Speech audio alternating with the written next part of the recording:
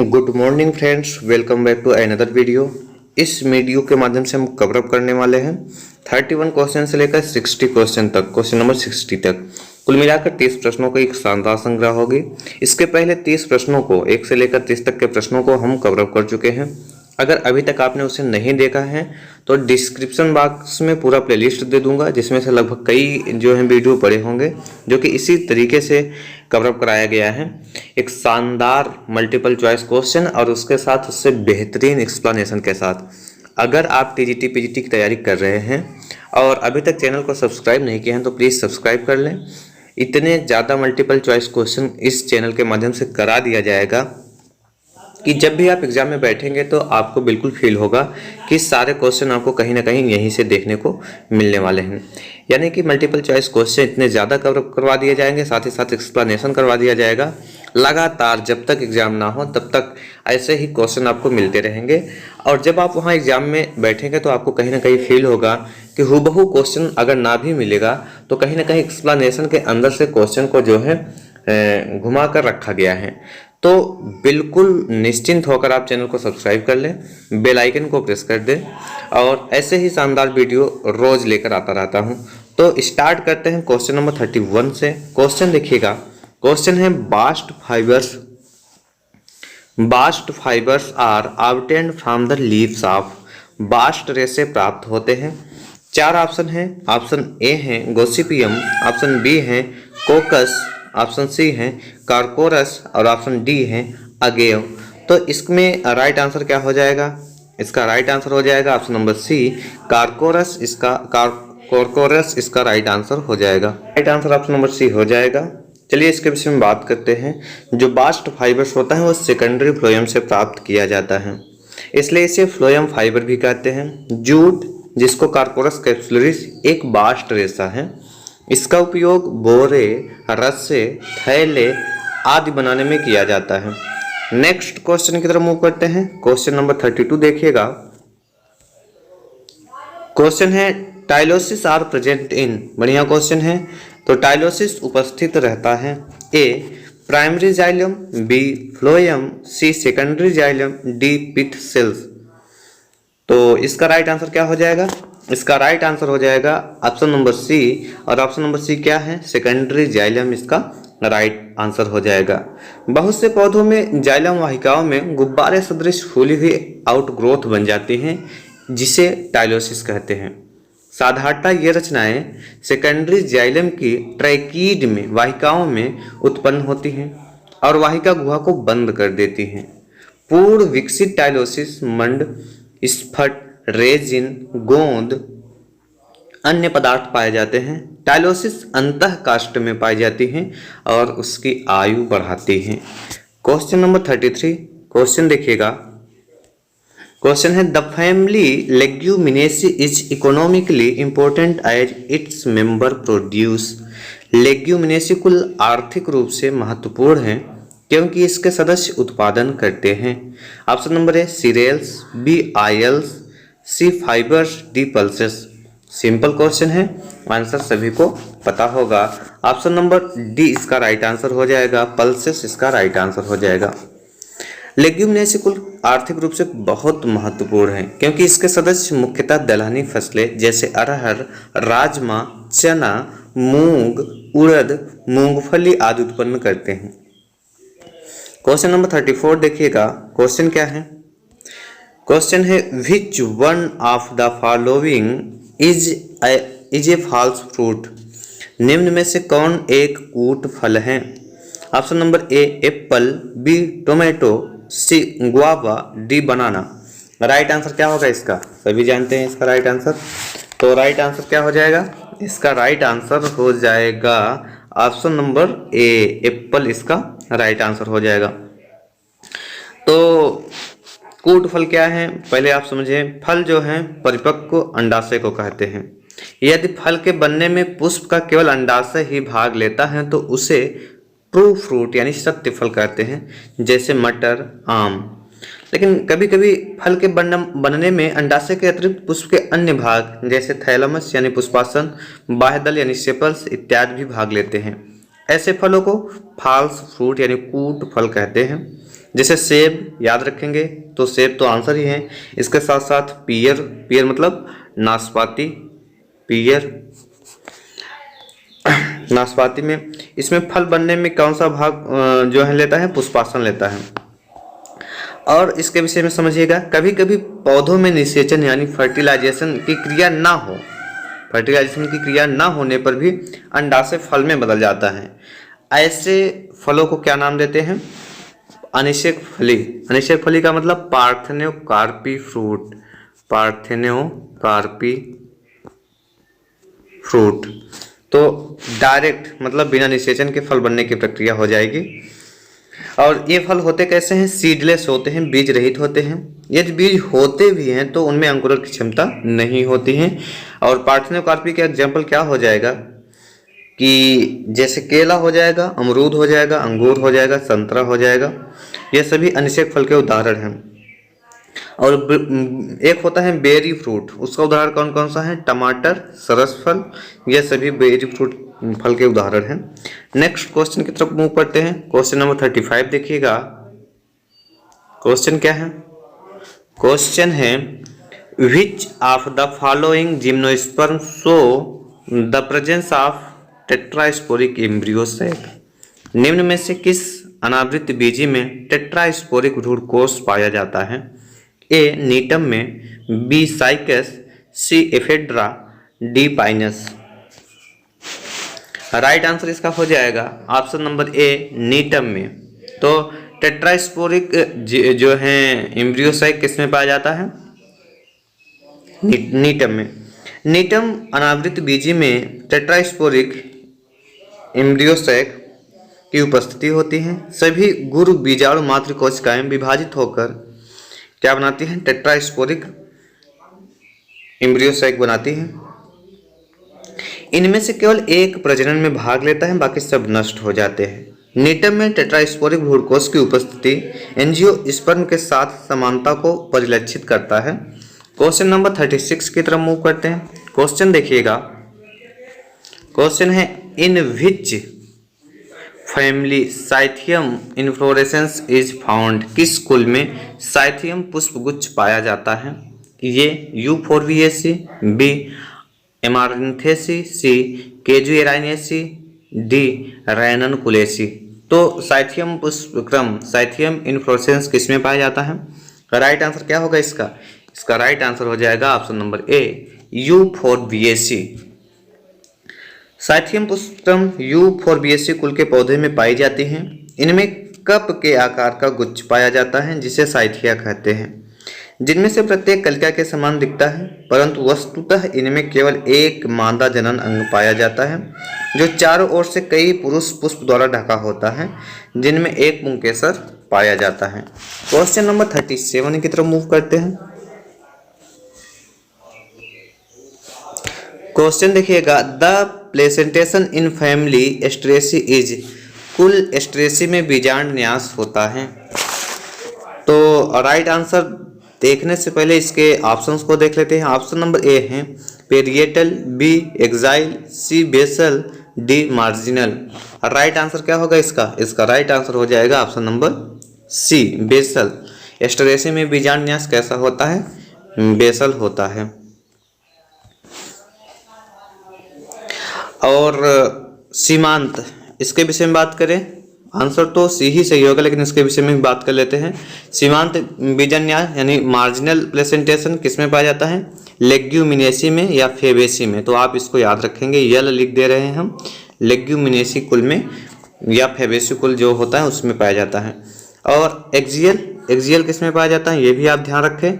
Axial बीजान्यास Solanaceae और Liliaceae में पाया जाता है। यस मतलब सोलेनेसी, यल और लिलिएसी इसमें पाया जाता है। और जो है पेरिएटल, चलिए इसके विषय में भी बात कर लेते हैं। पेरिएटल बीजान्यास किस में पाया जाता है, कुल क्रूसिफेरी में और ब्रेसिकेसी में। तो आपको चारों ऑप्शन क्लियर बताया जा चुका है। तो इसका राइट आंसर क्या होगा, ऑप्शन नंबर सी इसका राइट आंसर हो जाएगा। क्वेश्चन नंबर 38 देखिएगा। क्वेश्चन है one gene one enzyme hypothesis was proposed by. One gene one enzyme सिद्धांत प्रतिपादित किया था ऑप्शन नंबर ए है Jacob and Monod, B Beadle and Tatum, C Lederberg and Lederberg, D Luria and Delbruck. और right answer क्या होगा इसका? Option number B one gene one enzyme theory Beadle and Tatum ने represent किया था। Beetle और टाटम नामक एक वैज्ञानिक ने जीन यानी डीएनए एक एंजाइम एक सिद्धांत दिया। जैकब और मोनार्ड ने लैक ओपेरान की खोज की। तो इनके विषय में भी आप जान लेंगे। किसके? लैक ओपेरान की खोज किया था किसने? जैकब और मोनार्ड ने। और उतार चढ़ाव परीक्षण यानी फ्लक्चुएशन टेस्ट्स की खोज किसने की? ल्यूरिया और डेलब्रक ने। तो इन तीनों के विषय में भी आपको बताया जा चुका है। इसका राइट आंसर क्या हो जाएगा? बीडल और टाटम। नेक्स्ट क्वेश्चन, क्वेश्चन नंबर 39 देखिएगा। क्वेश्चन है the immediate product of transcription in eukaryotes will be. Eukaryote में ट्रांसक्रिप्शन का तुरंत उत्पाद होगा। चार ऑप्शन में से पहला ऑप्शन है एम आरएनए, बी ऑप्शन है SN RNA, C DNA, D HN RNA. Right answer क्या हो जाएगा इसका? Option number D HN RNA इसका राइट आंसर हो जाएगा। यूकैरियोट्स में जो ट्रांसक्रिप्शन के फलस्वरूप बनने वाला प्रथम उत्पाद जो है विषम केंद्र की आरएनए यानी एचएन आरएनए है। इसके पश्चात परिपक्व एम आरएनए का निर्माण होता है।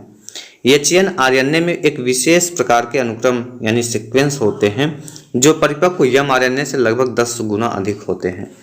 क्वेश्चन नंबर 40 देखिएगा। क्वेश्चन है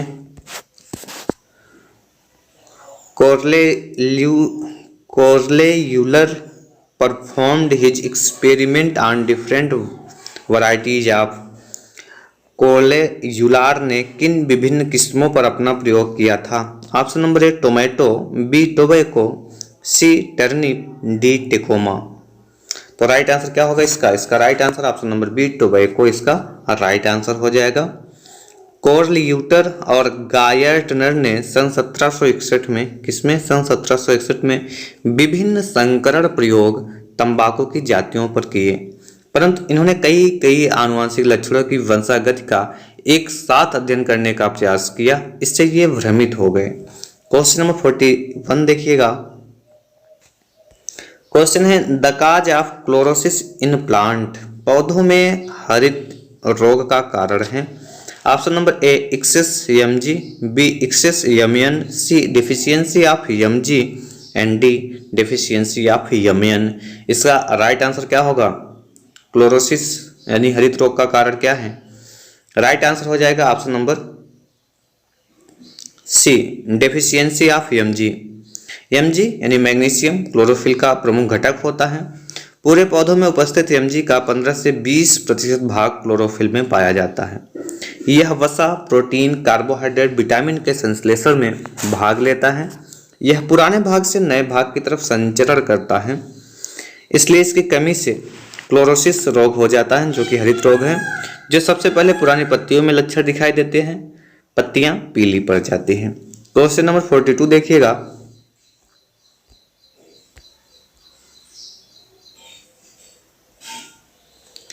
क्वेश्चन है in downy mildew of pea yellow to brown scattered patches of the discoloured areas appears on. मटर के मृदु रोमित आसिता रोग में पीले से भूरे रंगहीन क्षेत्रों के बिखरे चकत्ते बनते हैं। Downy mildew of pea pods flowers both the surface of the leaflets and stiples, upper surface of the leaflets and stiples। तो इसका राइट आंसर क्या हो जाएगा? कहाँ पर बनते हैं? पोर्स इसका राइट आंसर हो जाएगा। मटर के मृदु रोपित आसिता रोग यानी डाउन मिल्ड्यू ऑफ पी में पीले से भूरे रंग विहीन क्षेत्रों के बिखरे चकत्ते फलियों यानी पॉट्स पर बनते हैं। यह रोग एरिसिफी पॉलीगोनी द्वारा होता है। किसके द्वारा? एरिसिफी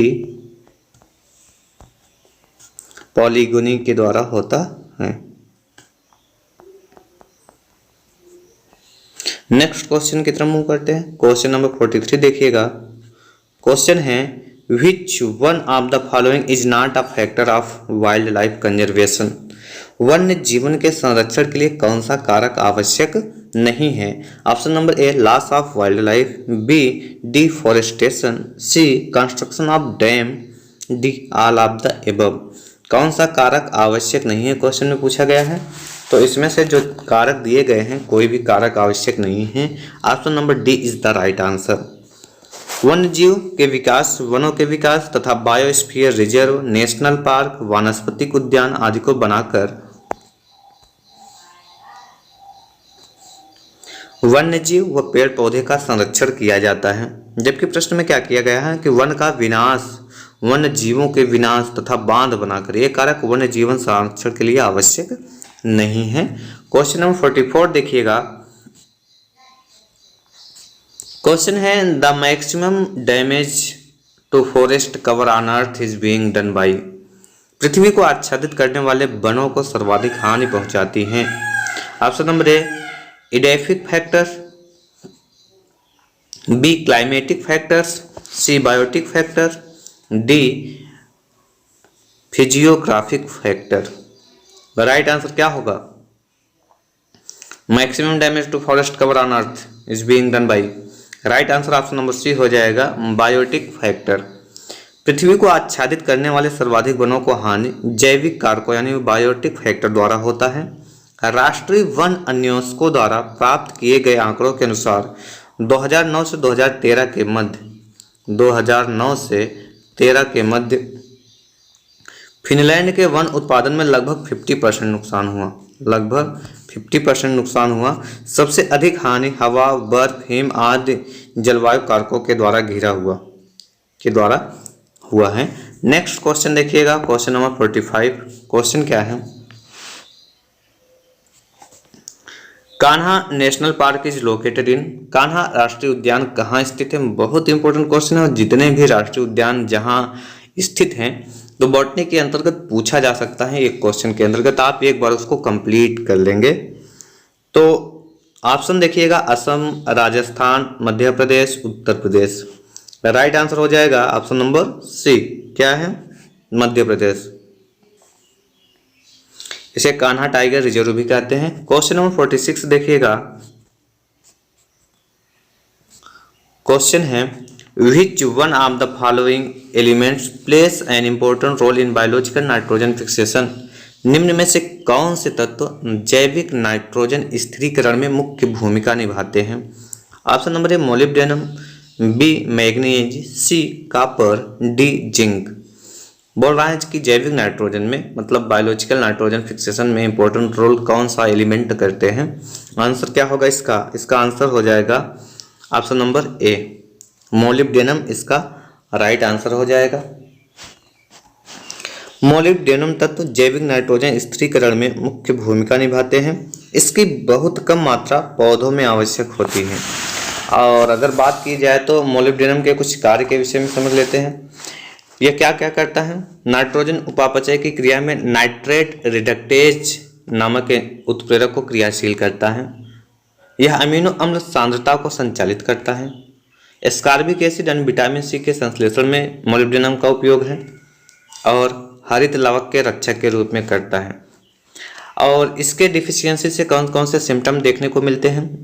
इसकी कमी से पत्तियों में अंतरशिरी हरिमहीनता यानी इंटरवेनल क्लोरोसिस होती है। पुष्पन की क्रिया इनहिबिट हो जाती है। इसकी कमी से कॉलीफ्लावर यानी फूल गोभी में हिप्टेल नामक बीमारी हो जाती है। किसकी कमी से? मोलिब्डेनम। तो मोलिब्डेनम एक इंपॉर्टेंट रोल प्ले करता है जैविक नाइट्रोजन स्थिरीकरण में। क्वेश्चन नंबर 47 देखिए। Vivipary and presence of pneumatophores are the characters of. Question क्या है? विविपेरी एवं वात पुटीधर की उपस्थिति किसके लक्षण हैं? Xerophyte, hydrophytes, mesophytes, halophytes. कह रहा है कि vivipary and presence of pneumatophore are the character of. Right answer क्या होगा इसका राइट आंसर हो जाएगा ऑप्शन नंबर डी, हेलोफाइट्स इसका राइट आंसर हो जाएगा। जो विविपेरी है और न्यूमेटोफोर की उपस्थिति लवणोद्भिद की लक्षण है। यानी हैलोफाइट के लक्षण हैं। मैंग्रोव पौधों में पित्रस्थ अंकुरण विविपेरी एक विशिष्ट अनुकूलन है। प्रायः बीजों को अंकुरित होने के लिए ऑक्सीजन की आवश्यकता होती है, जो दलदल में यानी लवणीय दलदल में ऑक्सीजन की कमी होती है। अतः यह बीज मात्र पौधे पर फल के अंदर रहते हुए ही अंकुरित हो जाती हैं, जिस गुण को पितृस्थ अंकुरण कहते हैं। मैंग्रोव पौधों में विशेष श्वसन जड़ों का विकास होता है, जिनके माध्यम से ये पौधे ऑक्सीजन कार्बन डाइऑक्साइड का आदान प्रदान करते हैं। इन जड़ों को न्यूमेटोफोर्स कहते हैं। क्वेश्चन नंबर 48 देखिएगा। क्वेश्चन है which enzyme is called as molecular scissors. कौन से एंजाइम को आणविक कैंची कहा जाता है? Option number A restriction endonuclease, B ligase, C protease, D zymase. Answer आपको ऑफकोर्स पता होगा, बहुत ही सिंपल क्वेश्चन है, फिर भी इसका जो राइट आंसर हो जाएगा option number A restriction endonuclease enzyme को मॉलिक्यूलर सीजर्स कहते हैं। यह एक एंजाइम है जो डीएनए को एक विशिष्ट भाग से तोड़ने का कार्य करता है। क्वेश्चन नंबर 49 देखिएगा। क्वेश्चन है एजेंट आर्गन is herbicide that contain synthetic. कर्मक एजेंट या एजेंट आर्गन एक शाकनाशी है जिसमें होता है synthetic. Option number A auxin, B cytokinin, C gibberellins, D pigment. इसमें से कौन सा राइट आंसर होगा? तो ऑप्शन नंबर ए ऑक्सिन होगा हर्बिसाइड के रूप में। इसके अंतर्गत सिंथेटिक ऑक्सिन आता है। कई सिंथेटिक ऑक्सिन जैसे 2,4-D कई बार खरपतवार नाशक के रूप में पूछा जाता है। इसका प्रयोग शाकनाशी के रूप में होता है। नेक्स्ट क्वेश्चन की तरफ मूव करते हैं। क्वेश्चन नंबर 50 देखिएगा। क्वेश्चन क्या है? Cellular energy is provide through respiration and oxidation bye.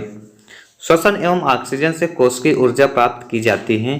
Option number A Golgi apparatus, B mitochondria, C endoplasmic reticulum, D ribosome. तो राइट आंसर क्या होगा इसका?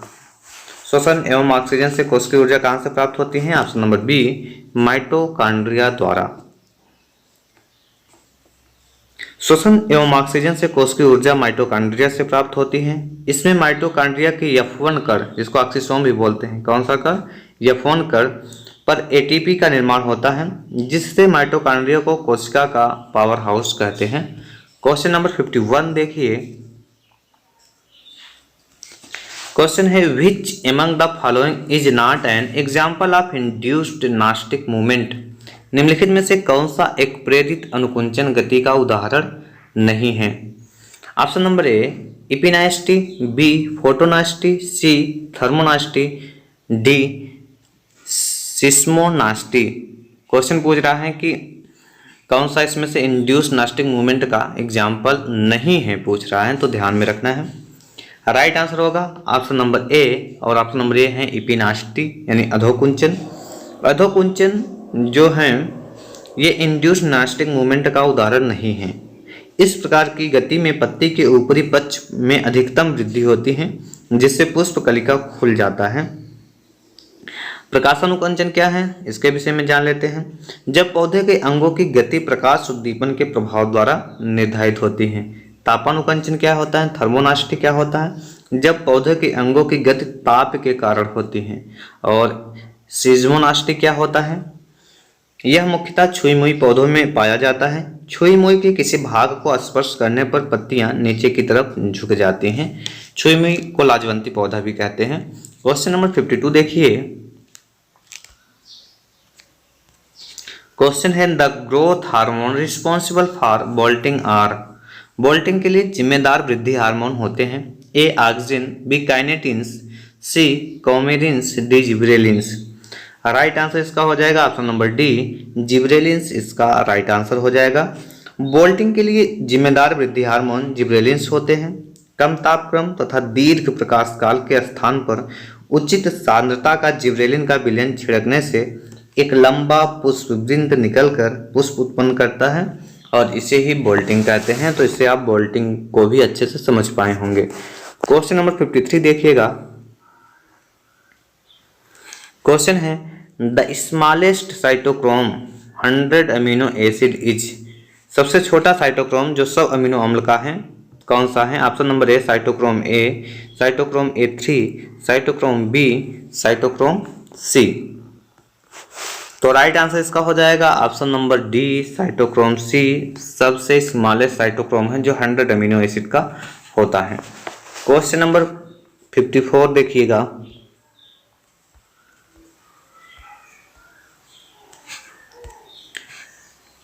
क्वेश्चन है which of the following pairs is not correctly match. इसमें कह रहा है कि निम्नलिखित में से कौन सा सही सुमेलित नहीं है। तो माइटोकॉन्ड्रिया तो श्वसन के लिए रिस्पॉन्सिबल हैं, ये तो सुमेलित हैं ही।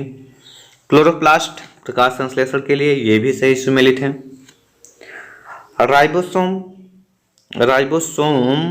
जो हैं ऑस्मोसिस नहीं,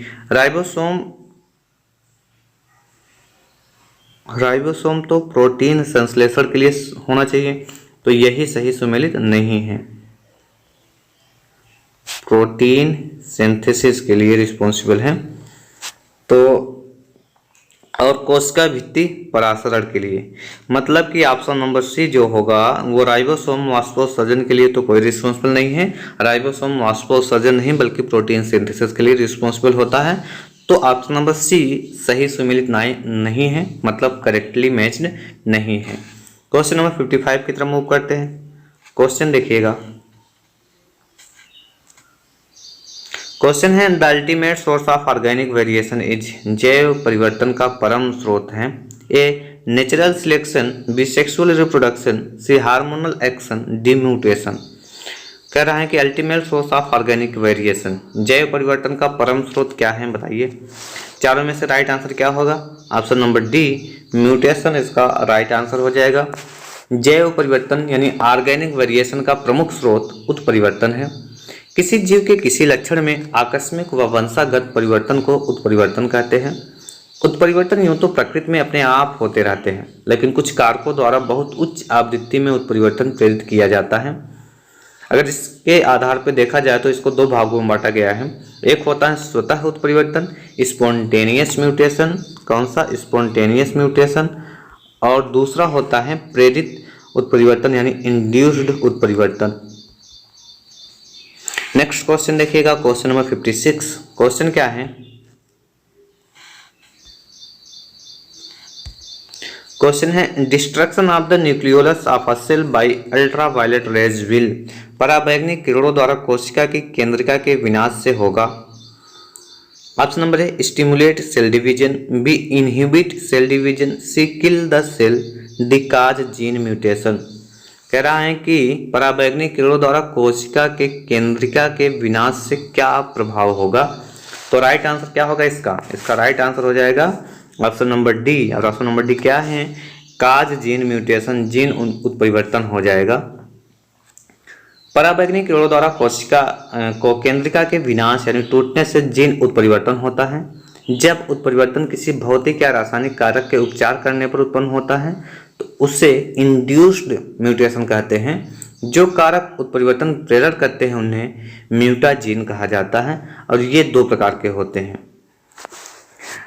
भौतिक कारक जैसे एक्स किरण, गामा किरण, तीव्र एवं तापीय न्यूट्रॉन तथा पराबैंगनी किरण। और दूसरा क्या है? रासायनिक कारक जैसे हाइड्रॉक्सी एलाइनिन, नाइट्रस अम्ल, sodium azide, ethyl methane sulphonate तथा नाइट्रोजन मस्टर्ड आदि। तो ये सभी इसके जो है कारण है। नेक्स्ट क्वेश्चन की तरफ मूव करते हैं। क्वेश्चन नंबर 57 देखिएगा। क्वेश्चन क्या है? Chromosome doubling can be achieved by the use of. गुणसूत्रों का द्विकरण प्राप्त किया जा सकता है। ऑप्शन नंबर ए IAA के प्रयोग से, B GA, C G10, D colchicine. Option number A IAA का फुल फॉर्म क्या है? Indoleacetic acid, B GA gibberellic acid, बाकी G10 और कोल्चिसिन है। तो राइट आंसर क्या होगा इसका? इसका राइट आंसर हो जाएगा option number D colchicine. Colchicine के प्रयोग से क्रोमोसोम डबलिंग अचीव किया जा सकता है। नेक्स्ट क्वेश्चन देखिएगा, क्वेश्चन नंबर 58। क्वेश्चन क्या है? क्वेश्चन है which cell organelle is not found in the plant cell. कौन सा कोशिकांग पादप कोशिका में नहीं पाया जाता है? Option number 1 chloroplast, B centriole, C smooth endoplasmic reticular जिसको SCR भी बोलते हैं। अगला है गोल्जी ऑपरेटर्स। राइट आंसर क्या होगा इसका? ऑप्शन नंबर बी सेंट्रियोल क्या है? ये एक ऐसी ऑर्गेनेली है जो प्लांट सेल में नहीं पाई जाती है, केवल एनिमल सेल में पाई जाती है। प्रत्येक सेंट्रियोल के चारों ओर धागे की तरह एक एस्ट्रल रेस दिखाई पड़ती है। तारक काय जंतु कोशिका विभाजन में मदद करता है। सेंट्रियोल सिर्फ जंतु कोशिका में पाया जाता है, वनस्पति कोशिका में इसका अभाव होता है। क्वेश्चन नंबर 59 देखिएगा। क्वेश्चन को थोड़ा छोटा करना पड़ेगा, हो सकता है क्लियरली आपको विजिबल ना हो, तो पहले क्वेश्चन देख लेते हैं, इसके बाद आंसर को देखते हैं। क्वेश्चन क्या है देखिएगा। 2 plants show normal chromosome bivalence in meiosis. When the 2 are crossed, the progeny shows a quadrivalent. This suggests that 2 पौधों के अर्धसूत्री विभाजन में गुणसूत्रों के सामान्य जोड़े दिखाई देते हैं। ये कह रहा है कि अर्धसूत्री विभाजन में गुणसूत्रों के सामान्य जोड़े दिखाई देते हैं। उन दोनों का संकरण कराने पर संतति में एक चतुसंयोजक दिखाई देता है और यह इंगित करता है कि, अब देखिएगा ऑप्शंस क्या हैं क्योंकि क्वेश्चन काफ़ी बड़ा है।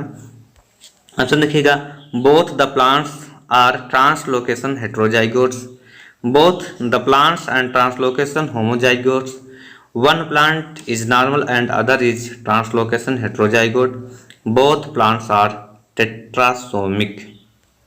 तो राइट आंसर क्या होगा इसका? राइट आंसर हो जाएगा, क्वेश्चन को एक बार देखना पड़ेगा। क्वेश्चन देखिएगा क्या कह रहा है। 2 plants shows normally chromosome bivalence in meiosis, यानी अर्धसूत्री विभाजन में गुणसूत्रों के सामान्य जोड़े दिखाई देते हैं। When the 2 are crossed, the progeny shows a quadrivalent. This suggests that, तो इसका जो राइट आंसर हो जाएगा, इसका right answer option number A ही हो जाएगा। और ऑप्शन नंबर ए क्या है? Both the plants are translocation heterozygotes, दोनों पौधे ट्रांसलोकेशन हेट्रोजाइगोट्स हैं। 2 पौधों के अर्धसूत्री विभाजन में गुणसूत्रों के सामान्य जोड़े दिखाई देते हैं। उन दोनों का संकरण कराने पर संतति एक संयोजक दिखाई देता है। यह इंगित करता है कि दोनों पौधे ट्रांसलोकेशन हेट्रोजाइगोट हैं।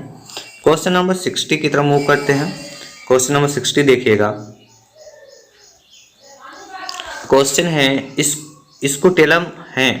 Option number A protective covering of the radicles, B an endosperm, C a protective covering of the plumule, D a shield shaped cotyledon. तो राइट आंसर क्या होगा इसका? इसका राइट आंसर हो जाएगा option number D a shield shaped cotyledon, इसका right answer हो जाएगा। स्कूटेलम एक ढाल के आकार का कॉटिलीडन है। बीजपत्र यानी कॉटिलीडन बहुत से पौधों के बीज का एक महत्वपूर्ण भाग होता है। बीज के अंकुरण होने पर यही बीजपत्र विकसित होकर पौधे के पहले पत्ते का रूप धारण कर सकते हैं। तो इस प्रकार 60 क्वेश्चन कंप्लीट करते हैं। अगर चैनल सब्सक्राइब कर लिए हैं तो कोई दिक्कत नहीं है, नहीं सब्सक्राइब हैं तो प्लीज़ सब्सक्राइब कर लें और लाइक ज़रूर कर दिया करें, क्योंकि लाइक करने से हमारा मोटिवेशन बढ़ता है, हम और बेहतरीन वीडियो आपके समक्ष रिप्रेजेंट कर सकेंगे। तो वीडियो अगर थोड़ा सा भी हेल्पफुल आपके लिए रहा हो तो प्लीज़ लाइक कर दें। अगर चैनल सब्सक्राइब ना किया हो तो प्लीज़ सब्सक्राइब कर दें, शेयर कर दें। Thanks for watching. मिलते हैं नेक्स्ट वीडियो में।